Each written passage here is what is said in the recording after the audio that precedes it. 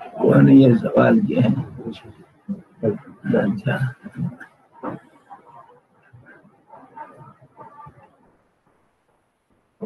करेंगे।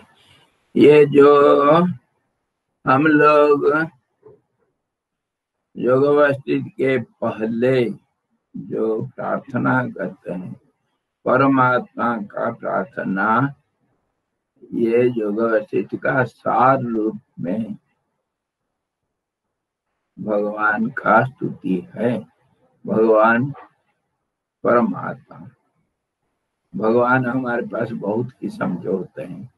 भगवान का भी जात और नाम रूप के अनुसार जात कर्म भी होता है भगवानों का। आपका इष्ट देव कौन है? हनुमान जी है। हनुमान जी तो पहाड़ लेकर के आसमान में उड़ते हैं मनोजव। मेरा मान लो राम जी हैं तो दो हाथ वाले धनुषधारी। आपका कृष्णा हुए तो वो दो हाथ वाले बांसुरीधारी। नाम बदल जाता है, सब भगवान है। ये सकार और सगुण परमात्मा है। जब अव्यक्त व्यक्त होता है तो एक नाम रूप को ग्रहण किए बिना व्यक्त नहीं हो सकता है। अव्यक्त जो है निर्गुण, निराकार, निरंजन, अखंड, अनंत, सर्वव्यापक एक तत्व जो है उसका कोई नाम रूप नहीं, नाम रूप के परे है। नाम रूप हमारे मन का पहुंच के अंदर रहता है। इसलिए मन का एकाग्र करने के लिए अथवा मन को किसी भी हालत में संसार से हटाने के लिए और संसार की जरूरत जो कामना वाले भक्त होते हैं, जिनके अंदर आशाएं होते हैं, अर्थार्थी, आर्त, जिज्ञासु, ये सब लोग, और ज्ञानी के लिए भी अगर स्तुति करना है तो नाम रूप तो जरूरत पड़ता है। अगर कुछ बोलेगा ज्ञानी तो उसके लिए नाम रूप के अंदर ही बोल सकता है व्यवहारिक दुनिया में। इसीलिए अगर कुछ बोला जाए वो नाम रूपात्मक और सगुण, साकार, व्यक्त भगवान होंगे, ईश्वर होंगे, भगवान होंगे, जो सर्वव्यापक के नाम से भी हम बोल सकते हैं और सर्वज्ञ, सर्वशक्तिमान के रूप में हम बोल सकते हैं। वाणी के अंदर की बात है। वाणी के परे होने से चुप होना, जैसे स्मरण मात्र है ना, स्मरण करने के लिए भी मन चाहिए। उसके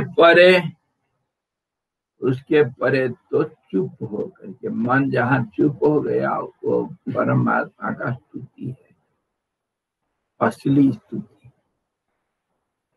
ज्ञानी लोग वैसे ही स्तुति करते हैं। और कभी बोलेंगे तो कोई नाम रूप का सहारा लेंगे।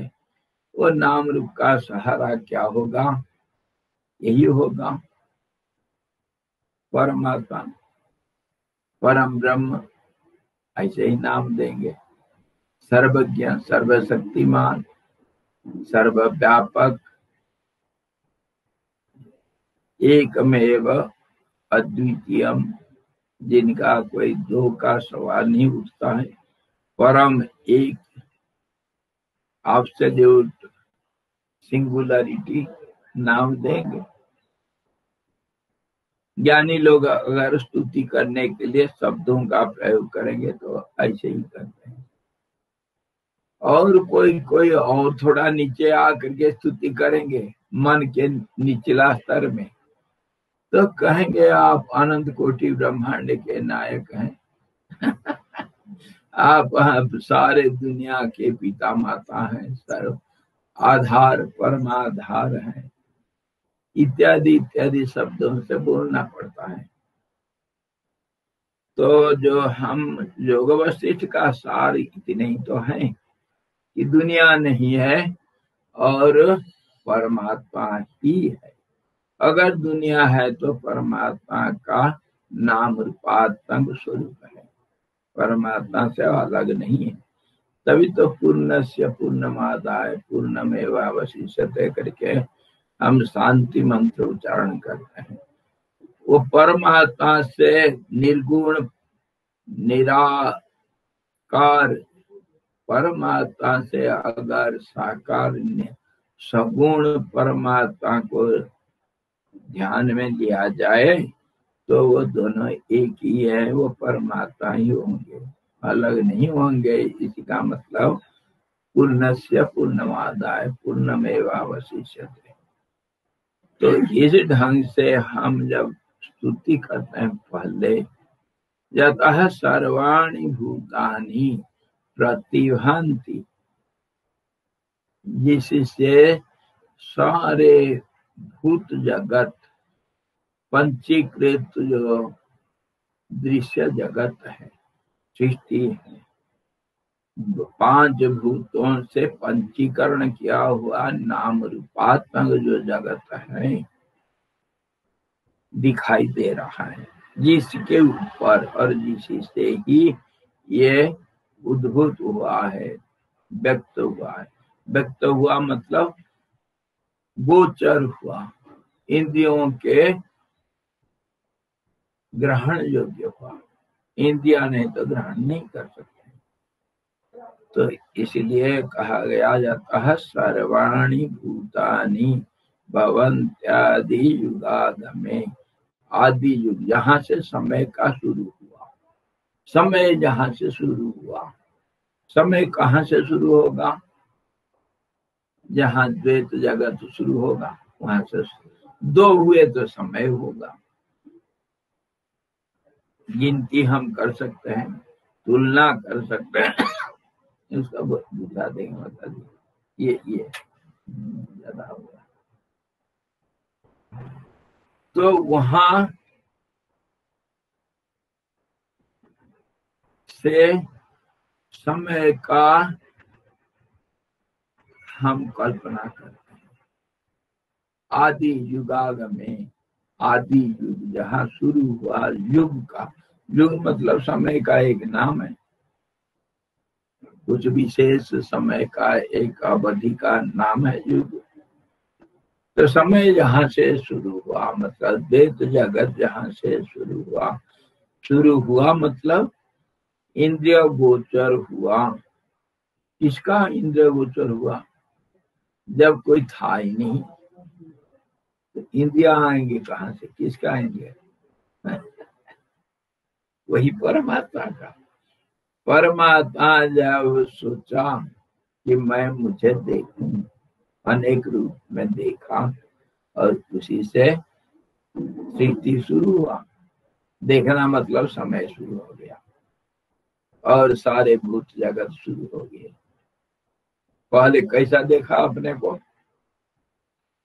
पहले एक समष्टि कल्पना, मैं समष्टि कल्पना परमात्मा का मैं था जो बुद्धि रूप से मैं हूँ ऐसा करके पहला अहंकार का शुरू हुआ। तो वहां से फिर द्वैत हो जाएगा और उसी से भूत जगत का सृष्टि और समय का सृष्टि, नाम रूपात्मक दृश्य जगत का सृष्टि शुरू हुआ।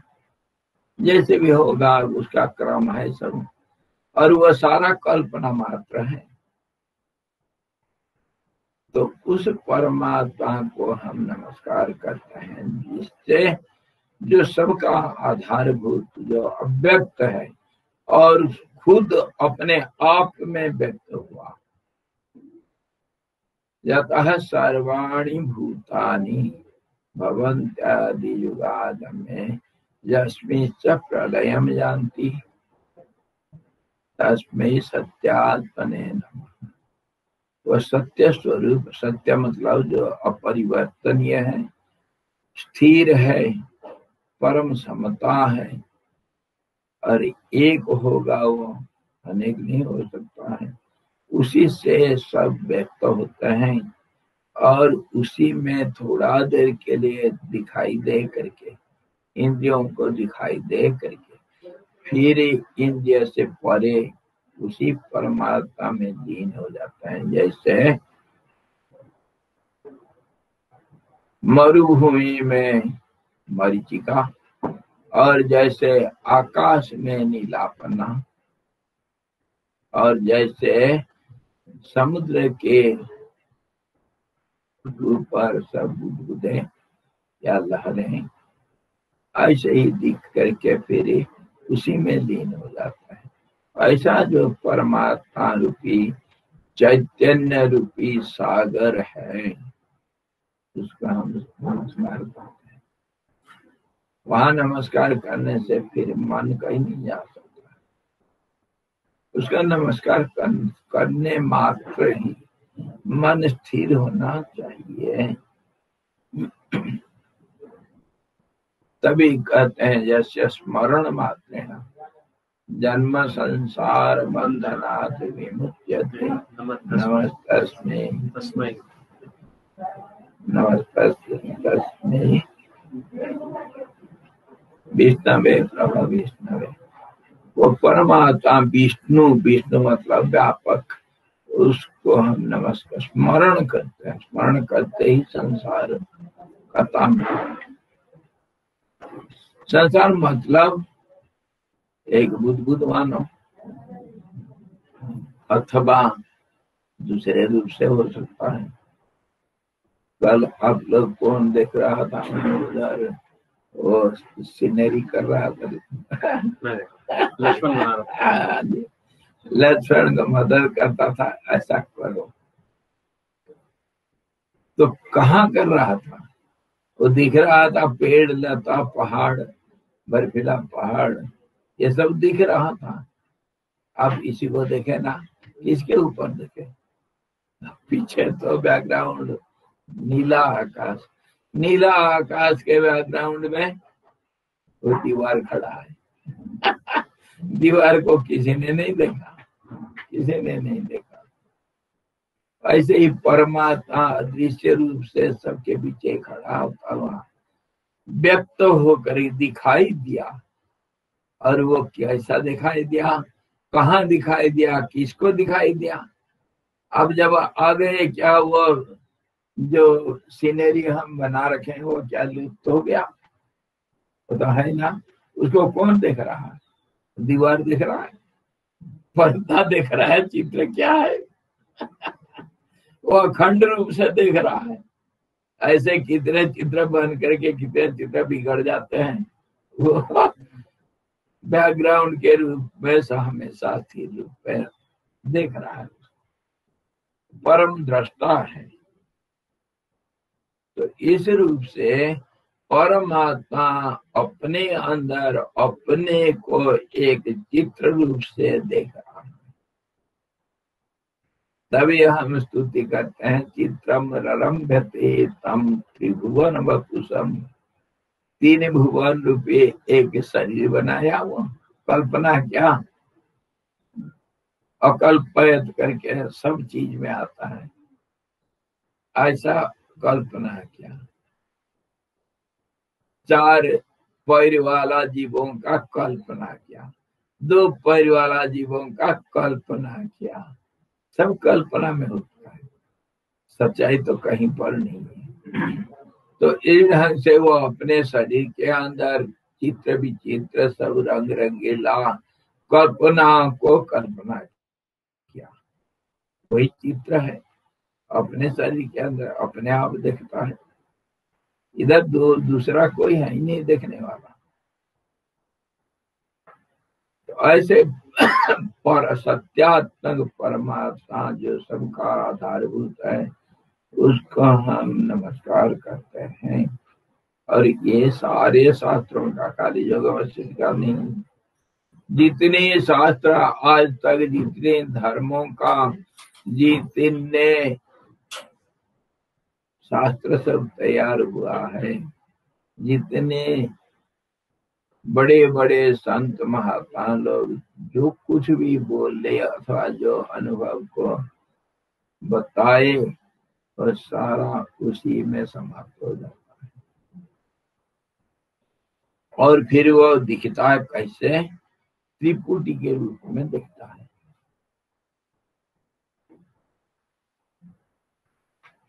ज्ञाता ज्ञान और ज्ञेय रूप से, कर्ता कर्म और क्रिया रूप से। अगर देखना है, एक तो दृष्टा बन जाएगा, वो परम अहंकार संसार को देख रहा है, और उसका एक एक हिस्सा, अनंत हिस्साएं जो व्यष्टि जीव के रूप में माना जा रहा है, कल्पना किया गया है, सीमा को फिर सीमांकन किए, उस सीमा को फिर सीमांकन किए, छोटा बनाते गए। और ये छोटा क्यों बनते जाता है, बड़ा छोटा क्यों बनते जाता है? इसका रहस्य क्या है?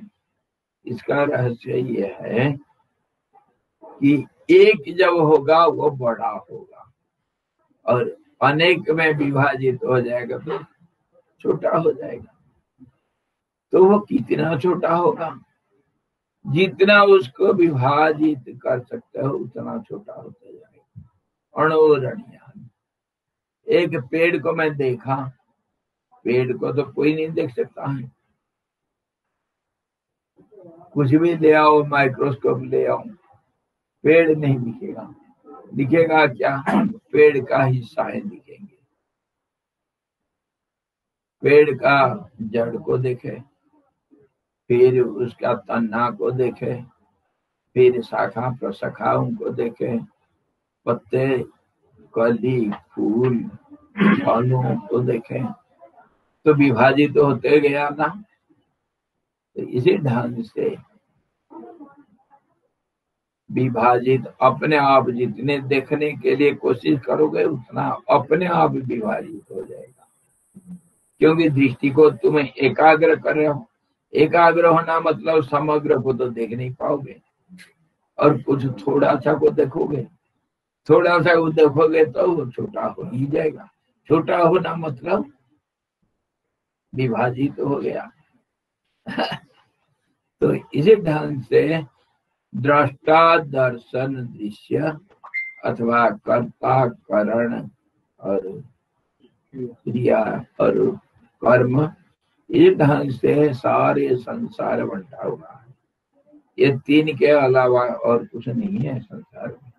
एक देखेगा, एक दृश्य देखने का प्रक्रिया होगा, और एक दृश्य वस्तु होगा, और ये तीनों का संबंध एक ही है। समाज में आता हुआ समाज फिसल जाता है। जो दृष्टा देखता है वो क्या दर्शन से अलग है, दृश्य से अलग हो सकता है। आप अपना हाथ को देखो, कैसे दिख रहा है? हाथ हथेली में देखा, हथेली में दिख रहा है, सब लकीर दिख रहा है, 5 अंगुली दिख रहा है, लकीरी सब खींचे हुए हैं। वो क्या मेरे से अलग है? मूल रूप से तो मैं ही हूं। मुझे मैं अगर देखूंगा तो मेरे अंदर ही मुझे देखूंगा, मेरे बाहर तो कोई नहीं होगा। तो इस रूप से छोटे आकार में विभाजित रूप से मैं मुझे देखूंगा, और वो दृश्य हो जाएगा मेरे लिए। हाथ मेरे लिए मतलब मेरा एक दूसरे अंग के लिए, आंख के लिए। आंख भी मैं हूँ, हाथ भी, हथेली भी मैं हूँ, और देखने का क्रिया भी मेरे अंदर ही है। इसलिए तीनों एक में समाहित है, पर है प्रोसेस अलग अलग है। प्रोसेस अलग हो जाएगा अगर देखने के लिए चाहेंगे। ये अलग है, ऑब्जेक्ट अलग है, सब दृष्टि कुछ अलग दिख रहा दृष्टि है, अलग है। लेकिन एक ही के अंदर दिख रहा है, एक ही के अंदर दिख रहा है। एक वृत्त के अंदर कितना बिंदु आपको मिलेगा? अनंत। वो क्या वृत्त के बाहर है? वृत्त के अंदर ही तो है। ऐसे ही समष्टि के अंदर व्यष्टि दिखाई देता है। इसीलिए समष्टि के रूप से देखोगे तो एक है, व्यष्टि के रूप में देखने से तीन है। देखने वाला, देखने की प्रक्रिया और दृश्य। इसीलिए जब देखते हैं हम, त्रिपुटी दिखता है, और जब उसको विचार करते हैं तो त्रिपुटी लोप हो जाता है। इसीलिए कहा गया जिससे, मतलब वो जो समष्टि रूप, वो जो परमात्मा सर्वाधार है, उसको हम जब देखने के लिए सोचेंगे तो सारे दुनिया ही उसका स्वरूप दिखता है। वो तो भी कोई विचारवान को ऐसा दिखता है, नहीं तो मैं और मेरा दिखेगा। विचारवान के लिए मैं मेरा नहीं दिखता, सारे दुनिया नाम रूप में विभाजित दिखते हैं, नहीं तो दृष्टा दर्शन दृश्य के रूप में दिखता है। वो कोई दृष्टा, विचारवान दृष्टा को ऐसा दिखेगा, और विचार के परे चले जाएंगे तो फिर कुछ नहीं दिखता है, अदृश्य हो जाएगा। ऐसे ही भगवान प्रकट होते हैं और अदृश्य भी हो जाते हैं। वो साकार बन जाता है, फिर वही साकार निराकार बन जाता है। राम जी जब अपना लीला समाप्त किए, क्या किए थे? सरजू में प्रवेश किए थे ना। सरजू नदी में सारे अयोध्या के वासी और राम जी अपना सारे परिवार के साथ सरजू नदी में अंतर्ध्यान हो गए थे। जल समाधि के समझिए, अंतर्ध्यान। जल समाधि। ये क्यों, कैसा? अरे जल ही जीवन है, वहीं से एक दृश्य, एक ड्रामा तैयार हुआ। धरती मोटा स्थूल धरती के ऊपर स्थूल रूप लेकर के वो आए थे। जल से ही तो आएंगे, और जल में कौन है? फिर जल में कौन सोया है? जल का सार जीवन रूप से विष्णु, व्यापक जीवन के रूप में विष्णु है, जलसाई के सब। तो वहीं से आए थे, वहीं चले जाना चाहिए। और कृष्ण भगवान जब हो गया उनका लीला समाप्त, क्या हुआ? शरीर जला नहीं। अर्जुन बहुत कोशिश किया था, लेकिन उसको क्या किए? फिर समुद्र में फेंक दिया। जल से आया था, जल में जाएगा। द्वारिका समुद्र से निकला था और समुद्र में समा गया। जल से सब हम आते हैं और जल में ही समा जाते हैं, इसलिए जल समाधि दिया जाता है। महात्माओं को जल में समाधि दे देते हैं। और ऐसा भी हमारे शास्त्रोचित शरीर त्याग का विधान है कि जिसके मन में पूर्णता प्राप्त हो गया, मतलब मुझे और कुछ करने के लिए जरूरत नहीं, बहुत हो गया, जो करना था कर लिया, मुझे कुछ प्राप्ति का जरूरत नहीं, कुछ करने का जरूरत नहीं, हो गया, बहुत हो गया, जिंदगी पूरा कर दिया। ऐसा जो निष्ठा के साथ, अंतरात्मा अनुभव के साथ जो निश्चित कर लिया, उसको शरीर को त्याग करना, अपने आप शरीर नष्ट हो जाएगा, नहीं तो वो शरीर को त्याग कर सकता है जल में प्रवेश करके। उसको आत्महत्या नहीं करते हैं। और उसका तरीका कैसे है? वो कहते हैं कि सबके सामने जो जिसके साथ आपका रिश्ता नाता स्थूल रूप से था, सबको बोल करके मेरा कर्म समाप्त हो गया इस धरती के ऊपर, लीला भूमि में, लीला आंगन में, नित्यशाला में मेरा रोल खत्म हो चुका है। मैं अभी विदाई लेता हूँ आपसे, सबको बोल करके, सबके सामने, कोई डर के साथ नहीं, भय के साथ नहीं, हंस हंस करके किसी नदी में अथवा समुद्र में कूद नहीं मारना। हाँ, चले चले के जा करके और जल में लुप्त हो जाना, डर के साथ नहीं, हंस हंस करके सबके सामने। कोई ना डर है, ना कोई भय है, ना कोई कारण है, ना कोई राग द्वेष, कुछ नहीं, ना कोई छिपना, ना प्रकट होना, सबके सामने। अंधेरी रात में नहीं, दिन दोपहर में। इसको आत्महत्या नहीं कहा जाता है, ये जल समाधि का ये भी विधान है। हमारे इधर उत्तरकाशी में 2-3 महात्मा लोग ऐसे किए हैं। हाँ जी। तो इस रूप से जो त्रिपुटी जहां से दिखाई देता है और जहां विलुप्त हो जाता है, उस परमात्मा को हम नमस्कार करते हैं। और वो परमात्मा है, आनंद का स्वरूप है। इसीलिए संसार में क्षणस्थायी आनंद भी हमको मिलता है। थोड़ा थोड़ा लाना, बहुत क्षणस्थायी आनंद का नाम सुख है। संसार में हमको सुख मिलता है, मना नहीं कर सकते हैं, लेकिन क्षणस्थायी और बदलने वाला।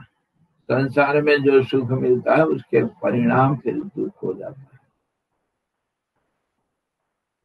लेकिन परमात्मा का स्वरूप क्या? अखंड सुख है, उसका आनंद कहते हैं, अखंड आनंद, जिसका कभी खंडित होना संभव नहीं है, अथवा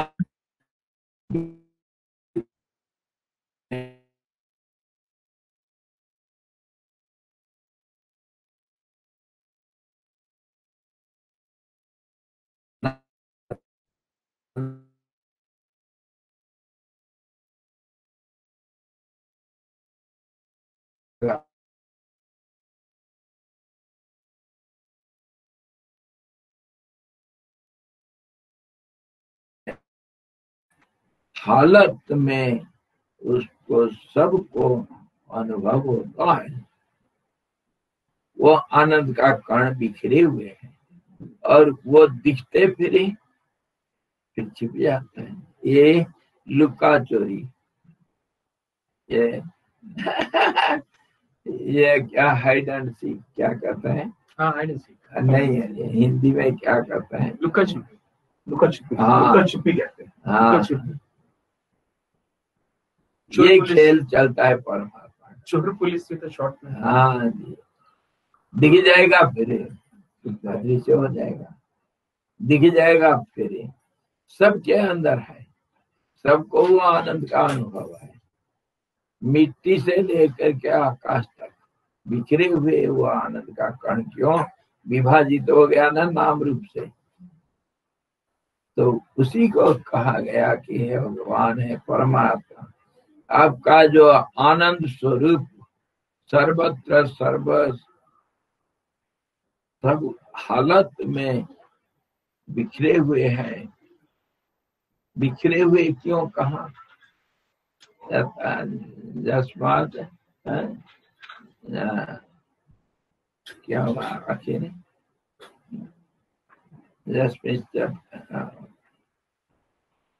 आनंद स्फुरन्ति जस्मात् आनंदस्य अंबरे बनौ अबनौ। अबनी धरती, अंबर आकाश, ये अ में ही सारे हैं, क्योंकि मूलभूत शब्द है। शब्द है ना ये। अंबर, अनिल, अनल और अंबु, अबनी। पांच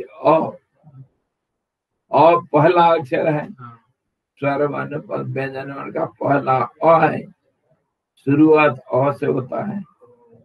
तो ये अ में 5 भूत है, अंबर, आकाश और अनल, अनिल।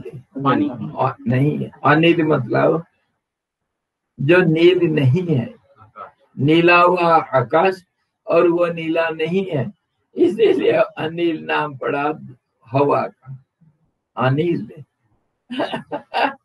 और अनल अग्नि का नाम, और अंबु पानी, जल, और अग्नि, अवनी अग्नि पृथ्वी। धरती है।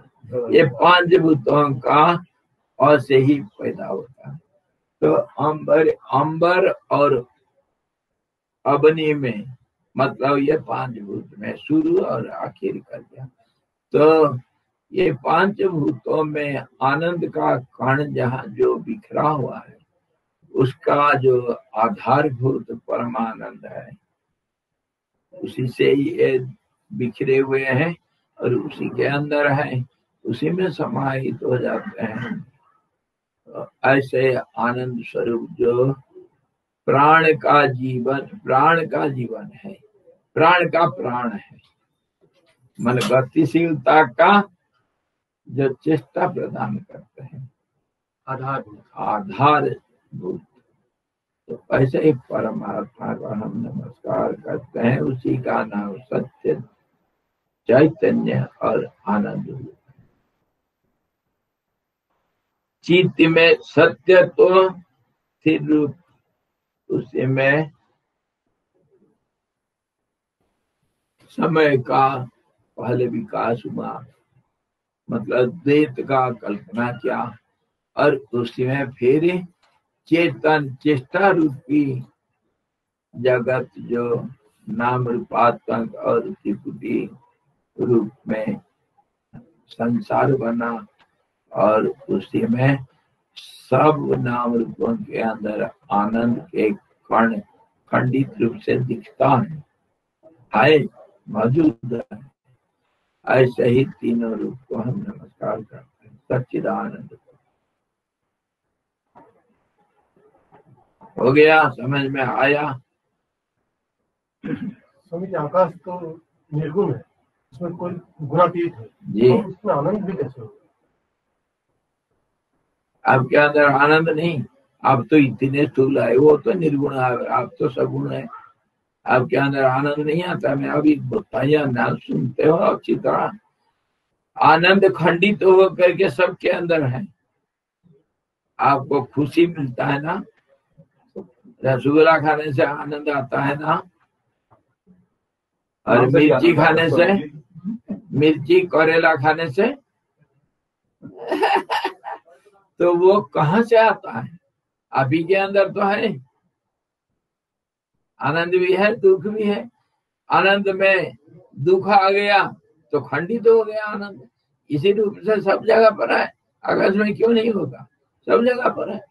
स्वामी जी, आकाश में जो ये छोटे छोटे एकदम बारीक बारीक कण, एकदम प्रकाश नाचते रहते हैं चारों तरफ, ये क्या चीज है? खंडित रूप है, तो क्या चीज है? ये नाचते रहते हैं भैया, वो आपका आंख का खंडित रूप आकाश को पूरा नहीं देख सकता है, तो खंडित रूप से दिखता है। देखने से जैसे भी देखेगा, कौन देखता है? देखने वाले का है वो, जो देखता है उसी को तो ऐसा दिखता है, और किसको देखेगा? उसी का काम है। आप क्या पेड़ को पेड़ के रूप में देखते हो या पत्ते के रूप में देखते हो? कौन देखता है? क्यों दिखता है? कैसे दिखता है? सब आप ही का धंधा है। देखने वाले का धंधा है। पेड़ तो एक समूह रूप में मौजूद है, ऐसे ही आकाश है। एक समष्टि को हम नहीं देख सकते हैं, इसलिए व्यक्ति रूप में देखते हैं। ये तो पहले मैं बताया। समष्टि समग्र रूप से सर्वव्यापक होने से, असीम होने से उसको देखना है तो सीमित हो जाता है। इसलिए जितना सीमा करना होगा करो। आकाश हो चाहे कुछ भी हो जाए, आकाशिक है, कुछ भी हो जाए, नादि है, नांत है। आकाश हाँ। मतलब आकाशिक आकाश मतलब आकाश है। इसको देखोगे तो छोटा हो जाएगा। क्या सारे आकाश को देखते हो? हाँ, कैसे? कहाँ है सामग्री? आपके पीछे का आकाश को देखते हो? पृथ्वी उस बड़े स्तर पे। अरे बड़ा है, पर समस्त आकाश है क्या? अंदर है तो ऐसे अंदर देखते देखते वो आकाश नहीं रहता है। देखो अंदर। स्वामी जी कहते हैं शरीर का रूप ही वो भी तो आकाश से ही बना है स्वामी जी। और गगन समीरा। अच्छी तरह विचार करो, समझ में आएगा। और जानता हूं तो होता नहीं क्यों? पहले से पकड़ रखे है ना हम दूसरे को, उसको छोड़ने तक ये ऐसे ही जो पकड़ रखे वही दिखेगा। पहले से पकड़ रखे हैं, यही है। उसको जब तक नहीं छोड़ा तब तक वही दिखेगा। स्वामी जी, आपका कहने का मतलब है कि ईश्वर के बिना कोई रह नहीं सकता है, भले ना मानो एक रूप से, लेकिन आनंद तो चाहते हो कि नहीं चाहते हो? आप आनंद चाहते हो तो फिर वही तो चीज है वो। तो कौन चाहेगा? तो अपने को पूछो, जो चाहने वाला है उसी को पूछो क्या चाहिए। आनंद चाहिए, सबको सुख चाहिए। हाँ, तो सुख के लिए काम करो। तो सुख चाहिए तो क्यों नहीं मिलता है? पूछो। सुख के रूप में, नहीं, आनंद के रूप में नहीं, तुमको क्या चाहिए पूछा? सुख चाहिए, तो मिलता है क्या? पूछो। अच्छा, नहीं मिलता है, क्यों नहीं मिलता? अपने को पूछो। सब अपने के अंदर है, सारे उत्तर अपने अंदर है।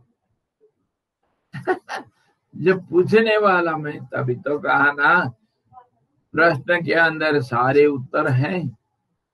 प्रश्न को खगलो। बोलते हैं कि हम भगवान को नहीं मानते हैं, मत मानो।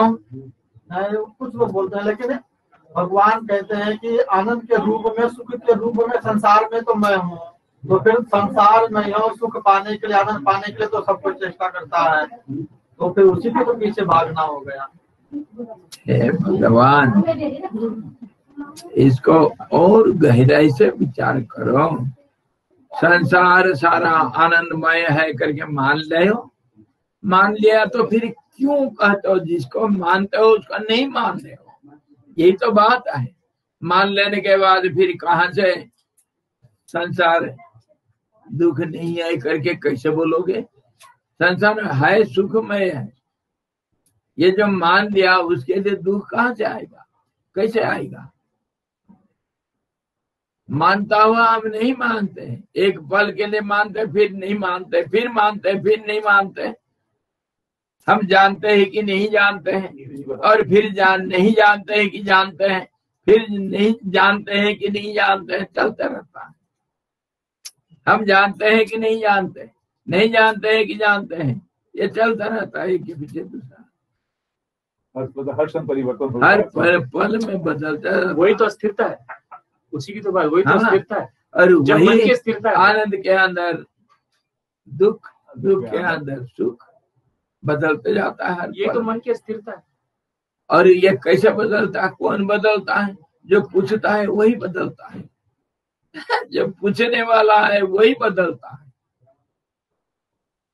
और कोई नहीं है दुनिया में, एक ही है। वो पूछता भी और दूसरे के रूप में उत्तर भी देता है। दूसरे के रूप में उत्तर देना कोई जरूरत नहीं पड़ता है।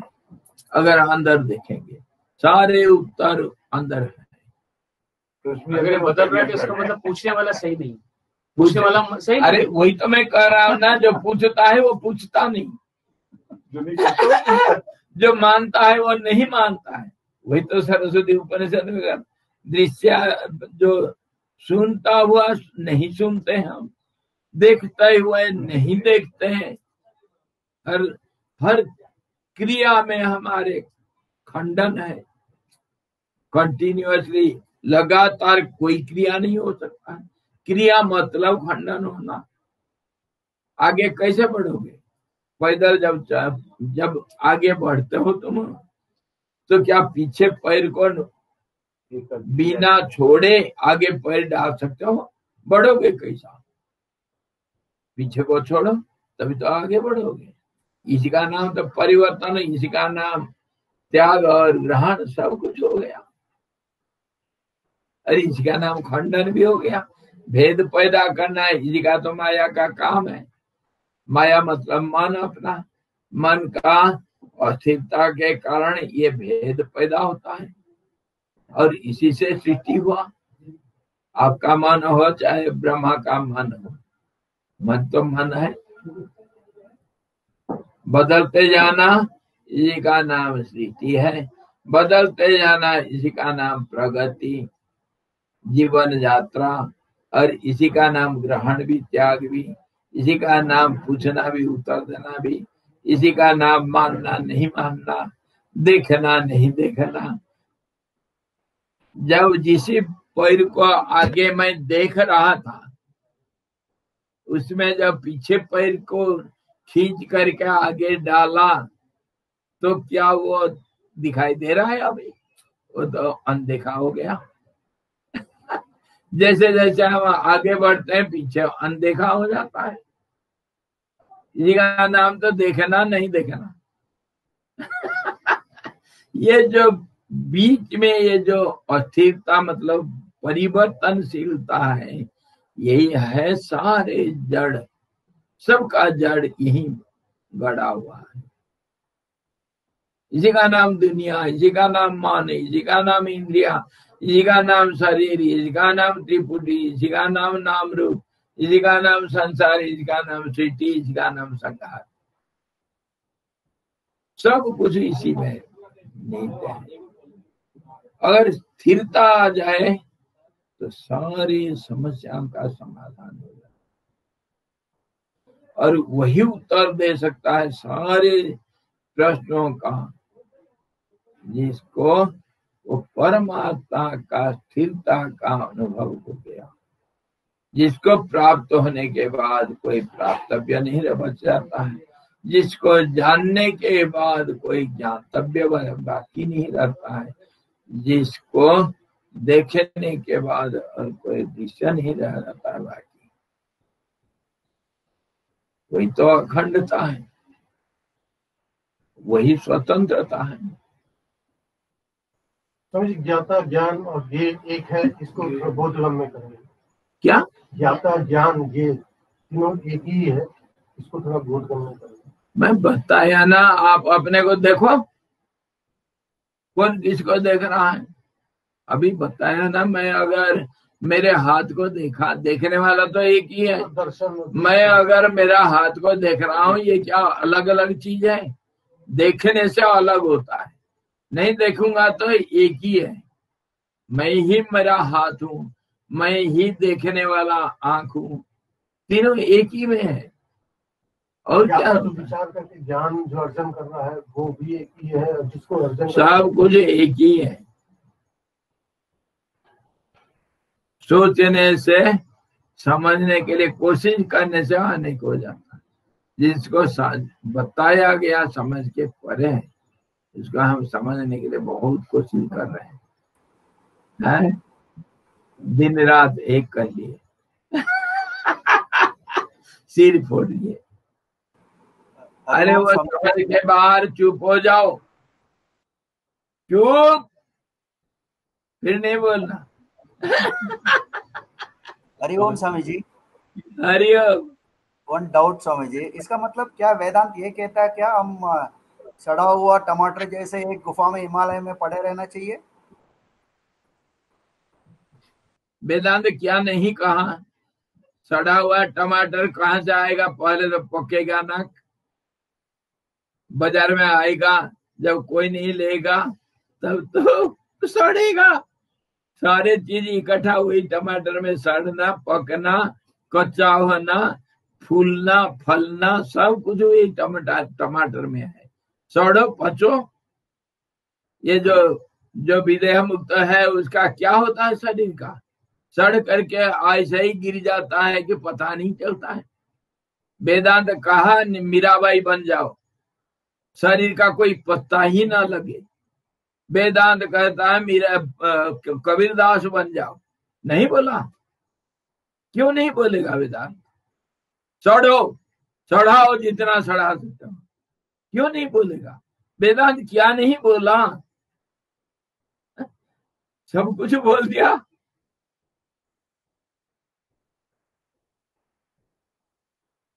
मानेंगे? नहीं मान पाएंगे ना, क्योंकि हमारा शरीर के साथ संबंध है। कैसे सड़ जाऊं? नहीं चढ़ूंगा, नहीं चढ़ूंगा। स्वामी जी यही तो डिफिकल्टी है ना, एक तरफ सारा इच्छा छोड़ के चुप बैठना है, दूसरा तरफ तो मन उसको बिल्कुल नहीं मानता है लेकिन वेदांत को पकड़ के बैठता है। तभी कहा गया बारंबार मनन करो, मन को लगाओ उसी काम में। दूसरे काम में लगाने से वो ज्यादा चंचल होता है। हर चीज दो किस्म का होता है, कर्म भी, मनन भी, चिंतन भी, सब कुछ दो किस्म का होगा। जैसे मैं बताया था, आशा दो किस्म का होता है। एक आशा तो सारे आशाओं को खत्म करते हैं और एक आशा दूसरे आशाओं को बढ़ाते रहते हैं। दो किस्म, ये भी द्वैत है। हाँ द्वैत है, द्वैत में हम है। तो ऐसा चिंतन भी दो किस्म का होता है। एक तो चिंता होता है, मतलब संसार के विषय में नाम रूपों का चिंतन करते हैं हम, वो तो चिंता कभी नहीं खत्म होता है। चिंता सांप ही निकाह न खाई, वो तो अग्नि है। बिल्कुल चिंता अग्नि के रूप में तुमको जला डालेगा। क्या सड़ नहीं जाओगे तुम? चिंता से कौन नहीं सड़ा? और वेदांत कहा ऐसा मत सड़ो। कैसे सड़ोगे? जहां चिंता खत्म होता है ऐसा चिंता करो, मनन करो, जिस मनन से मन स्थिर हो जाए। परमात्मा का रूप का अन्वेषण करेंगे, नाम का, परमात्मा का नाम। जैसे बड़े बड़े ज्ञानी लोग नामकरण करके बताए, अनंत, अनंत को चिंता करो, अनंत के ऊपर मनन करो। मन कहीं जा सकता है क्या? ऐसा मनन करोगे तो मनन अपने आप सड़ पच करके कहाँ गायब हो जाता है पता नहीं।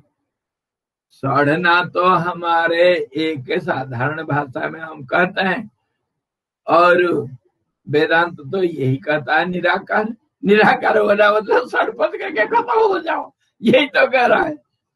तो भाषा में थोड़ा अंतर हो जाता है। वेदांत क्यों नहीं कह रहा सड़ जाओ करके, मर जाओ करके वेदांत करता है। हाँ मर जाओ, मैं इतना दूर नहीं जाता हूँ क्योंकि मेरे को गाली देंगे सब।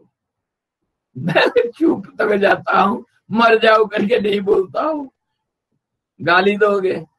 है ये जो वेदांत, ये वेदांत क्या ये योग वशिष्ठ पढ़ा रहे हैं या मरने के लिए हमको अभिशाप दे रहे हैं? अरे अभिशाप ही वरदान है। तुम्हारा अस्तित्व ही खत्म हो जाए।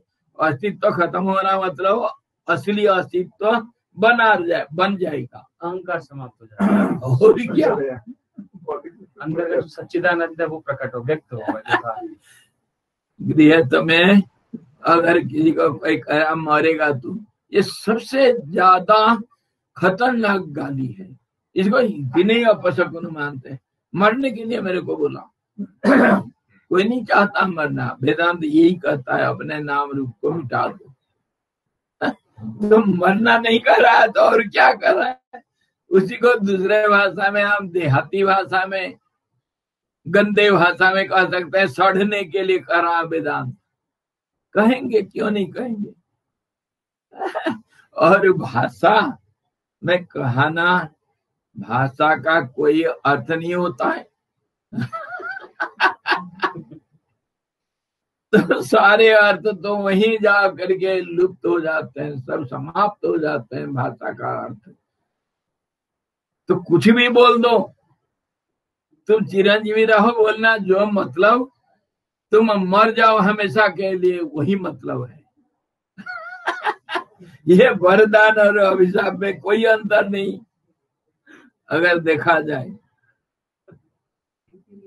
और सही ढंग से ऋषि मुनि लोगों का जो वरदान होता है और अभिशाप होता है एक ही रूप होता है, वो परमात्मा के साथ हमेशा एकाकार रहते हैं।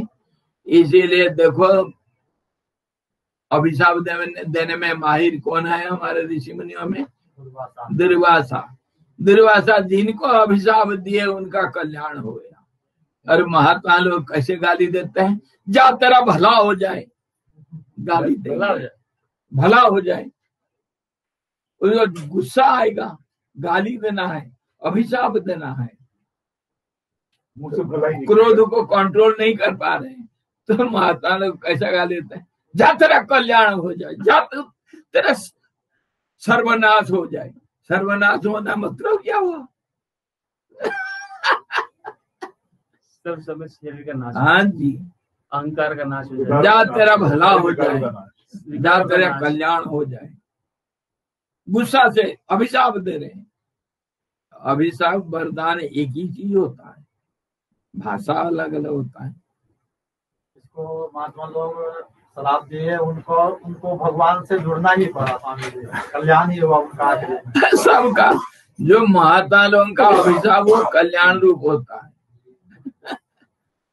हमारे यहाँ की आजकल की बातें अलग होती है। Operation successful but patient is dead. Operation is success, patient is dead. अरे क्या ऐसे ही तो होता है भाई। भाषा को तोड़ मरोड़ करके कुछ भी करो, वेदांत सब कुछ कहा। और हम इसको जानते हुए नहीं जानते, इसीलिए हमारा आदत बिगड़ चुका है। बद आदत से हम मजबूर हैं। कितनी बार बोलते हैं ये पुराना आदत को छोड़ो। हाँ, इसको नहीं छोड़ोगे तो पकड़ के बैठो, कौन है? कोई न मना नहीं करता। जैसे इच्छा तथा करो, जो चाहिए तो करो। अच्छा, इस ढंग से चलो भाई, हमारा विषय में आ जाओ। अपना जागृत कही था स्वामी जी, वही भी बताइए। स्वप्न और जागृत। हाँ, तो वही तो स्वप्न जागृत है। और क्या, तुम कहीं भी कुछ भी बात करो, बात तो वही अंदर वो घूम फिर करेगा, उसका टेंडेंसी वहीं जा करेगा। प्रवाह केंद्रीभूत प्रवाह है, बड़ा स्ट्रॉन्ग है वो। Currents are very strong. चोटी तो एक होता है ना पहाड़ का, 10 चोटी थोड़ी होगी, आखिर चोटी एक होगी। तो कहीं से भी चढ़ो पहाड़ को, वही है, तो पहुंचना है वहीं पर। एवरेस्ट कितने लोग कितने तरफ से चढ़े, दूसरा एवरेस्ट कोई निकल जाएगा क्या?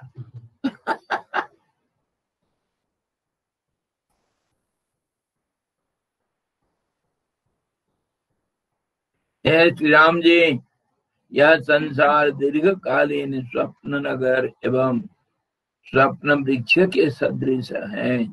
अज्ञान रूपी निद्रा का लाभ लेकर के आत्म स्वभाव का अपहरण करने वाला एवं निरंतर अनुस्यूत है। इसीलिए आप संसार रूपी स्वप्न में भ्रमणशील होकर यहाँ उपस्थित हैं। आप स्वप्न देख रहे हैं, स्वप्न में आप राम अवतार लिए हैं। कौन? वही एक व्यक्ति जो वशिष्ठ जी के सामने है जी। अच्छा, वो कोई एक राम है। बस काका भूषण जी इन्हीं को बोल रहा, मैं 13वां राम देख रखा हूँ। कितने राम है, कितने, कोई एक भावना, परमात्मा का कोई एक संकल्प, उसी को हम अवतार कहते हैं। वो संकल्प एक साकार हुआ। कितने बार संकल्प हम करते नहीं थे, रोजाना आप भोजन करने के लिए सोते हो या नहीं? तो हर क्षण स्वामी जी कुछ ना कुछ तो चलता चलता रहता है। तो ऐसे परमात्मा कितने अनंत कोटि ब्रह्मांड, कितनी बुदबुदें तैयार किया सागर पता नहीं, और हर बुदबुदों में कुछ रंग, कुछ आकार, कुछ मिलेगा पल भर के लिए, और वो फूट जाएगा। कितने करोड़ों राम लक्ष्मण और कितने राधा कृष्ण बन चुके हैं, कौन जानता है।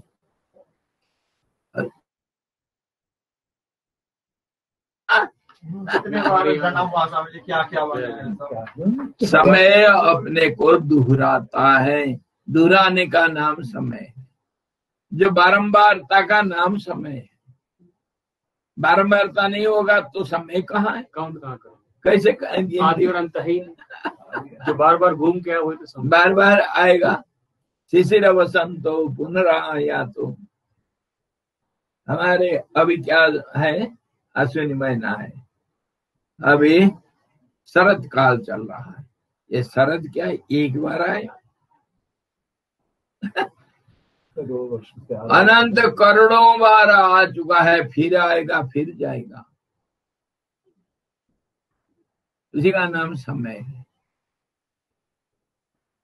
और ये एक स्वप्न है, बदल जाता है, इसीलिए स्वप्न है। और आपका जागृत जो जिसका तथा कथित जागृत, क्या वो स्वप्न कैसा है? इसीलिए है कि स्वप्न भी बदलता है और जागृत भी बदलता है। तो फिर स्वप्न और जागृत में क्या अंतर रह गया? ये थोड़ा देर तक रहता है, लास्टिंग है, कम लास्टिंग है। लेकिन जागृत में भी हर पल में हर चीज बदलता है, उसको हम नहीं देखते। हम मान लेते हैं कि नहीं बदलता है। और स्वप्न में जबकि हर चीज ज्यादा स्थिर है, स्वप्न को बल्कि जागृत मानना चाहिए। स्वप्न में जल्दी नहीं बदलता चीजें। तो जी जागृत एक स्थिति, हम उसमें जागृत रहते कहाँ हैं? हम तो बेहोशी रहते हैं, मन ही बेहोशी है, सपना ही देख रहे हो। उसमें भी तो सपना ही देख रहे हैं, मन तो चलता रहता है। हाँ, मैं स्वप्न में एक जादूगर को देखा। वो जादूगर जादू करते करते मर गया और मर करके फिर पैदा हो गया। मैं नहीं देख सकता हूँ ऐसा सपना। क्यों नहीं देखूंगा? मेरे को मना करेगा क्या, नहीं देख सकते हो करके? तो ऐसे ही तो हम देख रहे हैं अपने को। और मैं एक सपना देख रहा हूँ, ये एक कोई नाम रूपधारी एक जीव के रूप में, लेकिन कौन कहेगा तुम किसी का स्वप्न का वस्तु नहीं है करके? स्वप्न के अंदर स्वप्न, करोड़ों स्वप्न के अंदर अनंत स्वप्न भरा हुआ है। कोई स्वप्न देखा, ये भावनाओं के लहरें वो चिदानंद सागर में उठते और गिरते रहते हैं। यही सब भावना है। तो वो स्वप्न मानो। अनंत कोटि ब्रह्मांड नायक मतलब क्या है? अनंत है और करोड़ों है, ब्रह्मांड है। एक एक पल में बनते हैं और बिगड़ते हैं। उसको हम नालायक, हम युगों के कल्पना करके कल्प दिया नाम। कल्प मतलब क्या? कल्पना तो है, और क्या है? कल्पना कुछ भी कर लो, मना कौन करेगा? ये स्वप्न में आप भ्रमण कर रहे हो, हे राम घूमो, मना कौन करेगा? क्यों मना करेंगे? तो क्या गुरु जी बशीर जी ये कह रहे हैं जथेच्छसी तथा कुरु, मतलब स्वेच्छाचारी बन जाओ?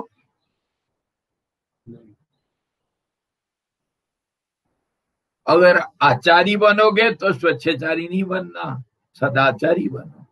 अगर आचार विचार को विचार करोगे तो फिर स्वेच्छाचारी नहीं बन पाओगे।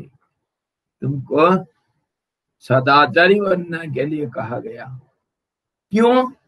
स्वेच्छाचारी मैं क्यों न बनूं? स्वेच्छाचारी हर चीज का दो पहलू।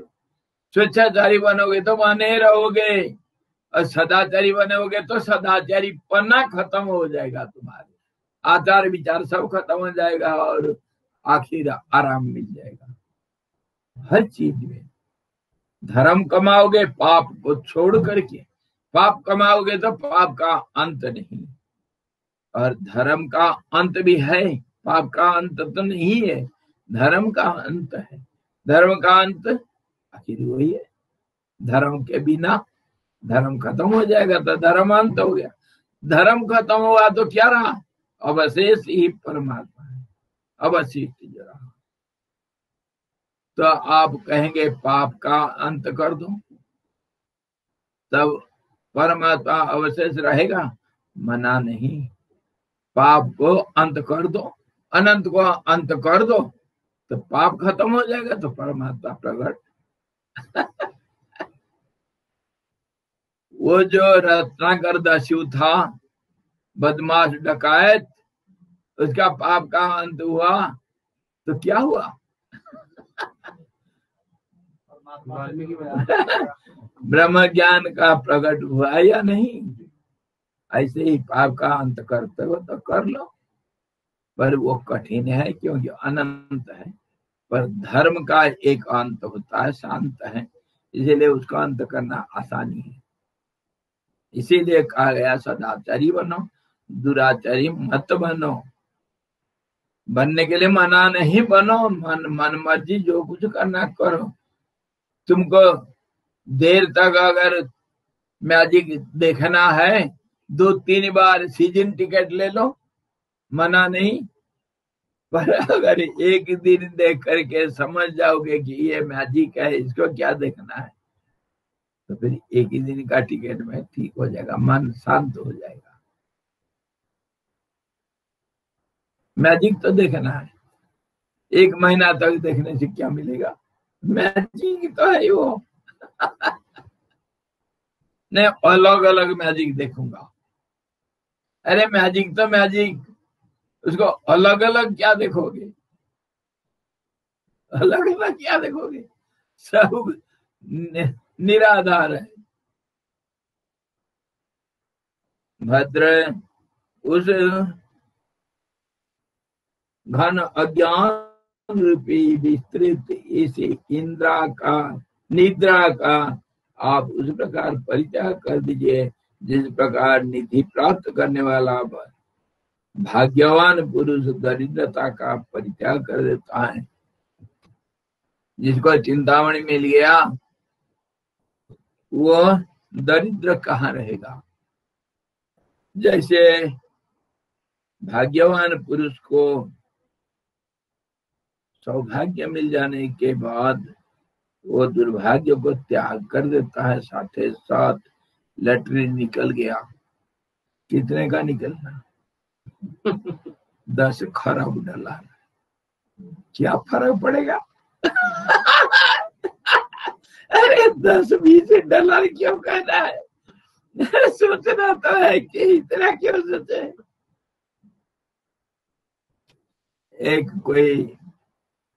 एक कोई मानसिक पूजा कर रहा था, बगीचा में गया मनी मन, और देखा इतना सुंदर बगीचा, इतना फूल नहीं तोड़ना चाहिए, बगीचा बर्बाद हो जाएगा, इसलिए एक फूल को तोड़ के लाया। बड़ा कंजूसी से भगवान को चढ़ाता है मनी मन। अरे मनी मन चढ़ाते हो तो एक ही फूल चढ़ाना है। भीमसेन मानसिक पूजा क्या निर्जला एकादशी के दिन तो कहे भगवान शिव शंकर बोले, सारे गंगा तुम्हारे साहब सिर में बारिश करते रहे, घूमते रहे, सारे 7 समुद्र का जल तुम्हारे ऊपर अभिषेक हो जाओगे, और दुनिया में जितने बेल के पेड़ है सारे पत्ते तुमको मैं चढ़ा रहा हूँ। चंद्रमा को अनंत काल तक तुम्हारे सिर में धारण करवा दिया। क्यों कंजूसी क्यों करे? तो कहते हैं निद्रा का परित्याग कर लो, जैसे भाग्यवान पुरुष दरिद्रता का परित्याग कर देता है।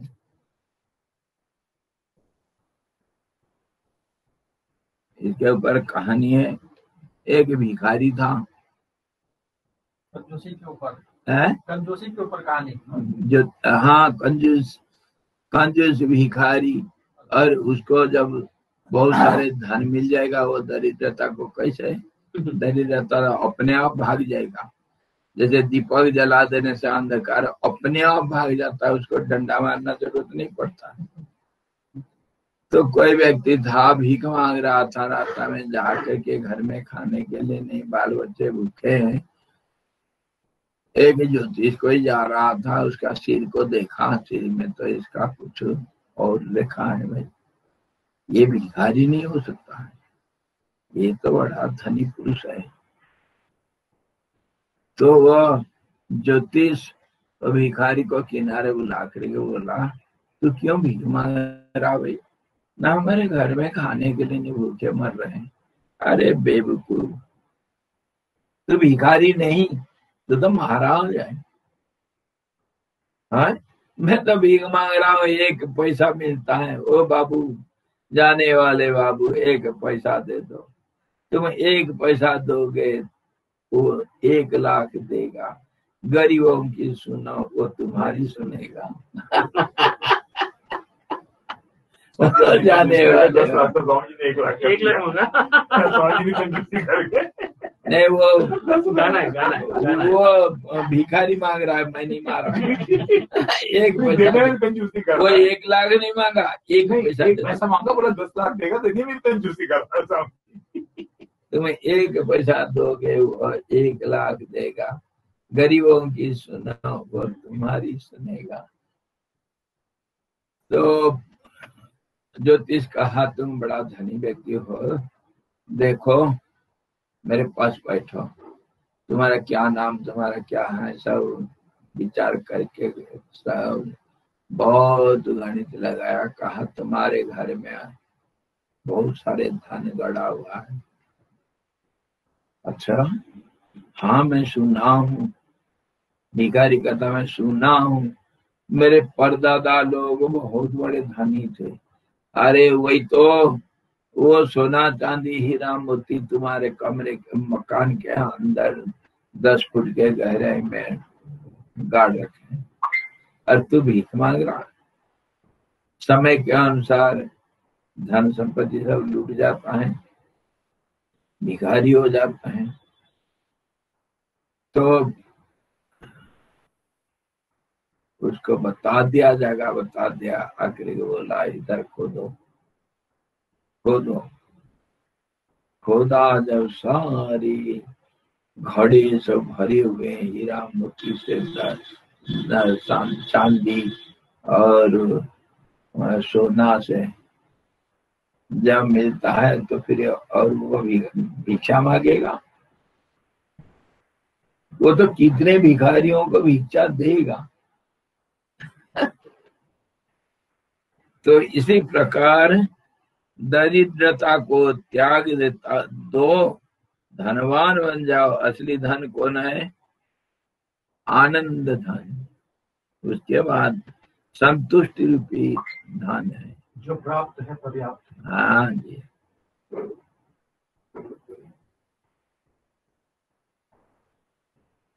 भद्र, अब आप प्रबुद्ध हो जाइए, जाग जाओ, और सदा उदित स्वभाव अशेष विकल्पों से वर्जित चैतन्य प्रकाश रूप अपनी आत्मा को इस प्रकार देखिए, जिस प्रकार प्रातः काल में कमल सूर्य को देखता है, उस अखंड प्रकाश को देखो। दिन रात को मत देखो। दिन रात से ऊपर उठोगे, सूरज को हमेशा कैसे देखोगे? जाओ उस आकाश के वो स्थिति में जहाँ धरती एक छोटा सा बूंद बन जाएगा और वहां सूरज हमेशा उदय रहता है, कभी अस्त नहीं होता है। धीरे धीरे ऊपर जाओगे तो वो ऊपर पहुंच जाओ। कभी प्लेन में जाए शाम के समय, कभी गए हो शाम के समय अगर 40,000 फीट हाइट में जा रहे हो तो धरती तो नीचे 7 बजे 9 बजे भी, हाँ 8-9 बजे भी गर्मी के दिनों में नीचे तो दिखेगा अंधकार और वो आपको दिख रहा है सूरज लाल पश्चिम आकाश में अस्त के लिए तैयार, रंग रंगीले बादल पूरे। हाँ जी, कैसे सुंदर दिख रहा है। और अंधेरे में उधर लोग खा पी करके सो गए नीचे ऐसा। और ऊपर चले जाओगे तो वो संध्या कभी देखने के लिए नहीं मिलेगा। सेटेलाइट बन करके सेटेलाइट में जाकर के घूमो, वहां तो सूरज का कभी उदय अस्त नहीं होता है। और वो बहुत आसानी हो जाएगा अगर मेरू के ऊपर उड़ोगे। तो हे राम जी, आप उस सदा उदित सूर्य का स्वयं प्रकाश को देखो, जहां सूरज का उदय अस्त नहीं होता है। बिनु ज्योत उजियारा, वो घर सबसे न्यारा। जहां सूरज न चांद, जहां रात न दिन, बिनु ज्योत उजियारा। हे श्री राम जी, मधुर गर्जन के सदृश, हे महाभाव, मैं आपको बार बार संबोधित करता हूँ कि आप जाग जाओ, जाग जाओ, जाग जाओ और अपने निर्मल आत्मरूप सूर्य को देखिए। स्वयं प्रकाश, स्वयं भू अपने आप उदित हो रखा है, उसको देखो जहां उदय अस्त नहीं है। जागो। हे श्री राम जी, मधुर गर्जन के सदृश उपदेश के शब्दों से संपन्न मेघ स्थानीय इस मेरे द्वारा बरसाए गए शीतल इसी ज्ञान रूपी जल से आप जगाए गए हैं। मैं जो बोल रहा हूं ये मेरे वचन गंभीर वचन, ये समझो कि काले बादल घनघोर गरजता हुआ आपके ऊपर आशीर्वाद रूपी जल बारिश कर रहा है। हे राम जी, इसको पियो।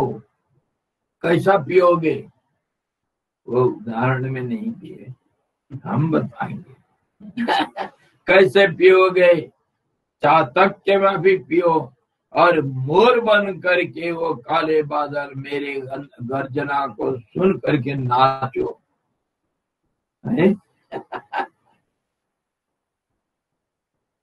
हे राघव, आप आज ही प्रबुद्ध हो करके आत्मज्ञान को प्राप्त कीजिए। That tomorrow will never come, वो कल कभी नहीं आएगा। कल कभी नहीं आया किसी के जिंदगी में, आया कभी? कल आता है तो फिर दूसरा कल तैयार। कल कभी नहीं आया किसी के जिंदगी में, वो कल कभी नहीं आएगा। अभी को अभी, जो कल करे सो आज, जो आज करे सो अभी। जिको गुरुदेव कहे DIN, डू इट नाउ, अभी करो।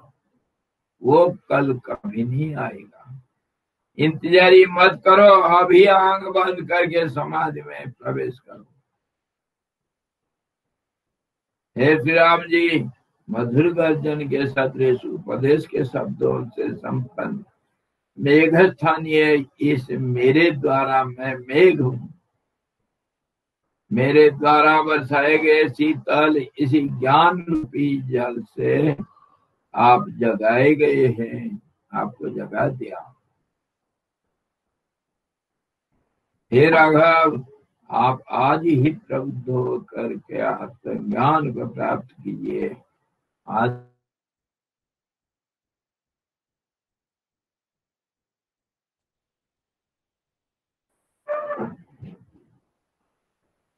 और इस तुच्छ जागतिक भ्रम का परित्याग करके त्रिकालबाधित आत्म तत्व का साक्षात्कार कीजिए।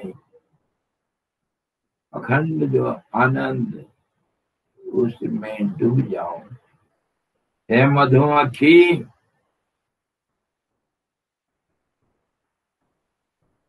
मधुसागर में डूब गया, शहद के सागर में डुबकी लगा दो, मर जाओ, मर मिट जाओ उस शहद के सागर में। क्या चाहिए तेरे को? थोड़ा सा एक फूल से एक बूंद शहद। हे श्री राम जी, ना आपका जन्म है, ना आपको दुख है, ना आपके दोष हैं। आप कभी पापी नहीं हो सकते हैं। कोई पाप आपने किया नहीं। सपने में बहुत कुछ हो जाता है। सपने में पहाड़ के चोटी से जब गिर जाते हो, पैर नहीं टूटता है राम, है? कुछ पाप किया होगा तो पापी करके अपने को मत मानो। न पाप है न धर्म है, तुम तो परमात्मा स्वरूप हो। मान लो, ना तुम्हारे अंदर कोई दोष है, ना कोई भ्रम है। इसलिए समस्त संसार संकल्पात्मक इस संसार का उत्सर्ग कर दो। कोई ना संकल्प है ना विकल्प है। आत्म स्वरूप में दृढ़ आसन बांध कर स्थित हो जाओ। पद्मासन मतलब क्या है?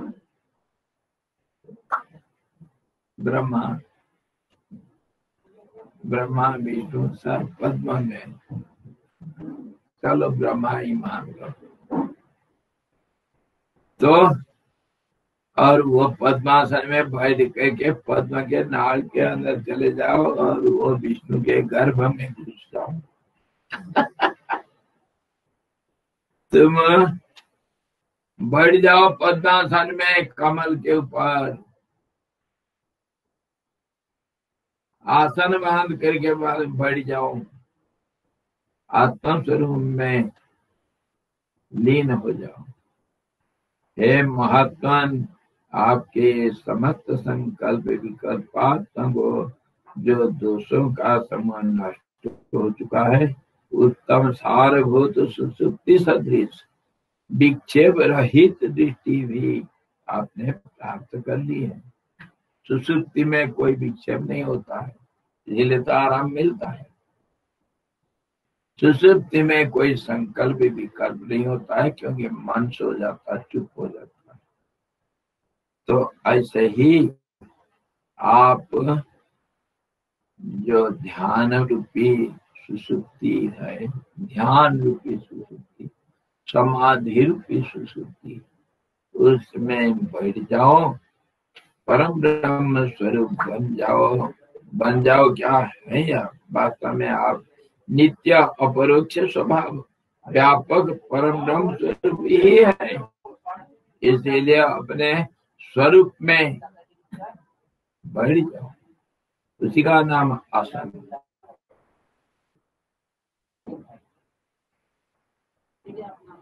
आपको वो स्थान प्राप्त हो चुका है। आप तख्ते में अपने बिस्तरा में लेटे हुए हैं, आप कहीं गिर नहीं रहे हैं। तो सपने में गिर गए तो कोई बात नहीं, हो ना, झूठ मूठ। सपने में गिर गए हैं, आप सचमुच नहीं गिरे हैं। आप अपने बिस्तर में लेटे हुए हो, आराम से लेटे हुए। गारंटी मैं देता हूँ, बसीद जी कहता है, तुम्हारा कुछ नहीं हुआ। और सच पूछो तो पाप किसको कहते हैं? ये जन्म मरण का चिंतन करना, मन में संकल्प विकल्प करना ही सबसे बड़ा पाप का जड़ है। ऐसा दो होने से तो तब तो फिर वो भावना में शरीर हो करके बन जाता है। और शरीर का जो चिंतन वो सारे पापों का जड़ है। इसीलिए मन नहीं है तो शरीर नहीं है, संकल्प विकल्प नहीं है तो मन नहीं है। इसीलिए उस संकल्प विकल्प रूपी जो पाप है, जो नष्टकारी है, जो तुम्हारे दुख का जड़ है, उसको बिल्कुल समाप्त उसको कर दो। समाप्त हो चुका है, ये मान लो। मान लिया तो कठोत्री में गंगा प्रकट हो जाएगा। मन चंगा तो कठोत्री में गंगा। अतः उत्तम शुद्धि के लिए आप अपने आत्म स्वरूप में ही समाहित तो कर्तित हो जाइए, उसमें डूब जाओ। उठो मत, बैठा तो बैठा। आत्म स्वरूप में समाहित हो जाओ। ये कैसा होगा? ऐसा कैसे हो जाएगा भाई? पहले तो शास्त्र पढ़ना पड़ता है, और उसका तुम्हें तो कहे हो कि श्रवण करो, सुनो, गुरुओं का बातों को सुनो, और फिर सुन करके उसके ऊपर मनन करो और उसके निष्कर्ष निकालो, उसी के उसको ग्रहण करो, और तभी तुम ध्यान कर सकते हो। ध्यान से समाधि में जाओ, सविकल्प समाधि के बाद निर्विकल्प समाधि में बैठ जाओ, तभी तो तुम्हारे मुक्ति होगी। यही तो तुमने कहा था। अभी तो मैं सुन रहा हूँ तुम्हारी बातों को, अभी कैसे हो जाएगा? अरे भाई इसी के ऊपर वो सिक्की ध्वज और चूड़ाला की कहानी है। चूड़ाला रानी महाविद्वती, वो राजा, विद्वान राजा दोनों मिल करके शास्त्र अध्ययन किए, शास्त्र को ग्रहण किया, समझा रानी, और समझ करके उसको स्वीकार करके वहीं उसको ज्ञान हो गया। दुनिया नहीं, एक पल में स्वीकार कर लिया और ज्ञानी बन गई। और सिखिद्वाज ये सुना कि तपस्या करके मन को पवित्र करना पड़ता है, वो उसको ग्रहण किया और घर द्वार छोड़ करके चल दिया जंगल में। 18 साल तपस्या किया, और तब माना कि हाँ, मेरा मन अभी शुद्ध हो गया, अभी मैं ग्रहण करने योग्य हो गया। जैसे ग्रहण करोगे वही होगा। खिलौना के दुकान में पहुंचे हो, मेला के अंदर बहुत सारे दुकान है। मेला के अंदर एक खिलौना के दुकान में भी बहुत सारे खिलौने हैं। उससे एक चीज बड़ा सुंदर, बढ़िया, कीमती खिलौना ले आए तुम, तो क्या वो जीवंत कोई हाथी बन जाएगा?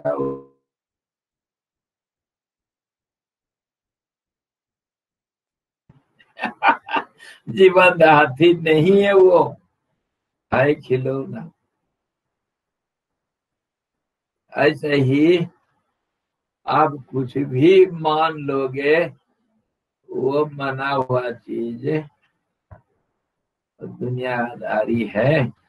मानना मान लो कि और कुछ नहीं मानना है, मैं सब कुछ मान रखा हूं, ये मान लो। अगर तुम मानोगे दुनिया सपना है तो ठीक है, सपने में भी थोड़ा आनंद आता है, मेरे को देखने दो थोड़ा। इसके ऊपर एक बड़ा मजेदार जोक है। एक कोई सरदार, उसके पास एक उसका दोस्त आया, गरीब है, बहुत बहुत गरीब था बेचारा। आकर के धनी सरदार के पैर पड़ा और बोला, भैया मेरे को कुछ रुपया दे दो, 100 रुपया दे दो, मैं तुमको महीना भर में वापस कर दूंगा, ब्याज भी दे दूंगा, 100 रुपया दे दो। बहुत हाथ जोड़ा, पैर में पड़ा। जब है गरीब, वो सेठ सरदार जानता है कि ये दे नहीं पाएगा महीना में, क्योंकि बहुत गरीब है, तो फिर भी दोस्त हैं और बहुत हाथ जोड़ रहा है, पैर छू रहा है, तो कहा अच्छा भाई ठीक है, पर महीना भर के अंदर देना जरूर। हाँ हाँ, ब्याज के साथ वापस कर दूंगा, परिश्रम करूंगा, थोड़ा ज्यादा कमाऊंगा, तेरा पैसा दे दूंगा। ले लिया। महीना बीत गया, नहीं दिया। 2 महीना बीत गया, 4 महीना बीत गया, साल बीत गया, नहीं दे पाया, गरीब है। तो सेठ दोस्त उसको बार बार जा करके बोलता है, भैया तू कहा था महीना भर में देने के लिए, दे दे यार। तो 2-3 बार बताया तो वो नहीं दे पाया। मैं क्या करूं, मेरे पास है ही नहीं, क्या करूं, मैं तो कोशिश तो कर रहा हूं। जब बहुत ज्यादा नहीं हुआ तो ये सेठ जा करके उसके घर में बैठ गया, आज तो लेकर के जाऊंगा, दे मेरा पैसा दे दे। अरे ब्याज नहीं देगा तो नहीं देगा, कम से कम मेरा मूलधन तो दे। तो वो कहीं से और दूसरा जगह से लेकर के आया 50 रुपया उधार, और ये सेठ को बोला, भैया ये 50 रुपया मुझे माफ कर, और 50 रुपया मैं फिर बाद में दूंगा। ऐसा हुआ। बोल करके वो दे दिया 50 रुपया। तो 50 रुपया ले करके आ रखा है। सेठ जो सरदार आया, घर में आया, तो रात को नींद में देख रहा है सपना, क्योंकि वो उसका मन में बैठ गया कि 100 रुपया साला दिया था और मेरे को दिया नहीं, 50 रुपया तो दिया और 50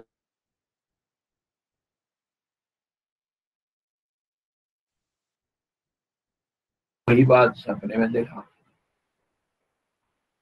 सपने में देखा कि दोस्त दे रहा है, 50 रुपया ला करके दिया, और हाथ जोड़ के पैर में पड़ रहा है, भैया मैं 50 रुपया दूंगा, कल दे दूंगा, फिक्र मत करो, आज मुझे 50 रुपया मिला और कल मैं 50 रुपया दे दूंगा तेरे को, तुम मेरे घर में मत आओ।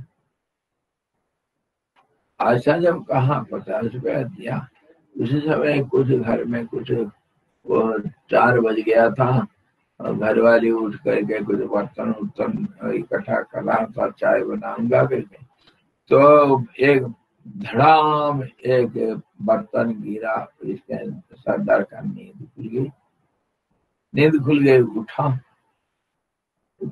अरे 50 ही तो मिला मुझे, है कुल 50 रुपया मिला, और 50 के लिए फिर सोऊंगा।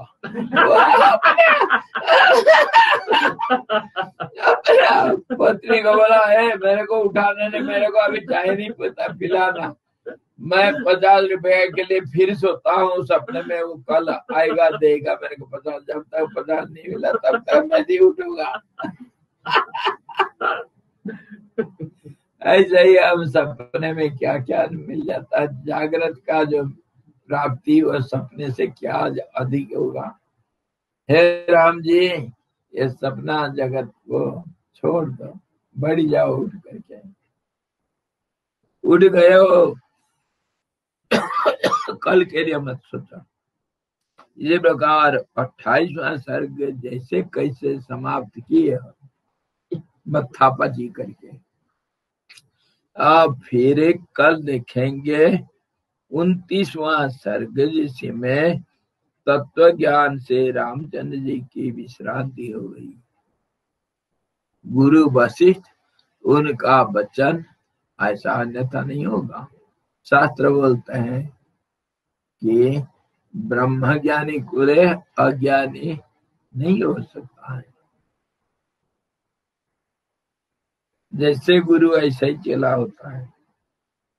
तत्व ज्ञान से रामचंद्र जी की विश्रांति हुई और कथित अर्थ का फिर विस्तार से कैलाश पर्वत पर शिव जी के द्वारा पहले उसी प्रकार अपने प्रति उपदेश, इन सब विषयों का वर्णन करेंगे।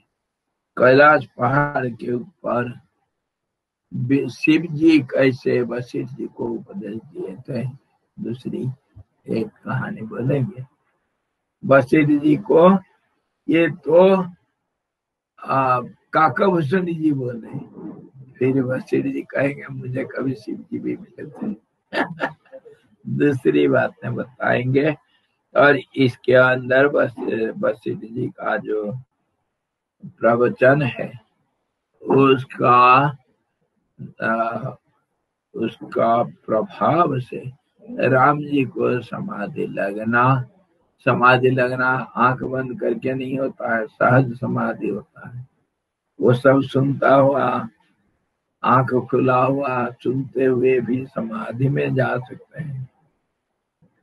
ये मत समझो कि चुप बैठ गए अंधा होकर के आंख बंद करके, ऐसा जरूरत नहीं। ऐसे ज्ञानियों के लिए सहज समाधि, सब कुछ करता हुआ मन नहीं रहता बाहर, अंदर ही मन समाहित हो जाता है। तत्व ज्ञान से रामचंद्र जी का विश्रांति होना और इसका अर्थ क्या हुआ, फिर विस्तार से समाधि कैसे लगता है, विश्रांति किसी को कहते हैं, और फिर कैलाश पर्वत के ऊपर शिव जी कैसे वशिष्ठ जी को कैसे उपदेश दिए थे, इसके ऊपर चर्चा करेंगे दूसरे 29वां सर्ग में।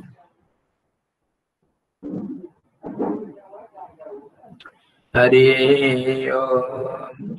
पूर्णमदः पूर्णमिदं पूर्णात् पूर्णमुदच्यते पूर्णस्य पूर्णमादाय पूर्णमेवावशिष्यते। ओम शांति शांति शांति। सद्गुरु भगवान की जय।